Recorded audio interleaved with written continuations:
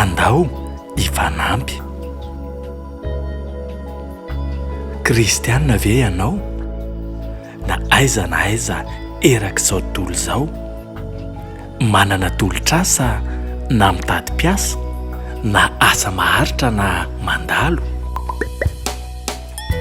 Fandaro ary fa ny pejy marika 16-15 dia mandray maimaim-poana ireny tolotrasa ireny, ary mizary izany maimaim-poana eto amin'ny pejy mba hanampiana ireo kristianina marobe izay sahirana amin'ny fitadiavana asa, indrindra taorian'ny crise COVID-19. Koa raha te handefa tolotrasa ianao dia midira eo amin'ny roa eo ambany io, manome ny mombamomba ilay asa. Fenona hatramin'ny farany izay angatahana ao amin'ilay Google Form, ka rehefa feno tsara dia ho tonga aty amin'ny ekipany marika 16-15 izany. Izahay no ampita ireo tolotrasa eto amin'ny pejy isaky ny alatsinainy.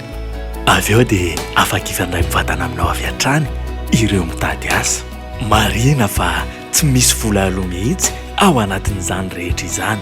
Koa andao ary fanampy isika kristianina, satria izany no ahafantaran'ny olona rehetra fa mpianatra ianareo raha mifankatia hoy Jesosy ao amin'ny Jaona 7:15-5:30.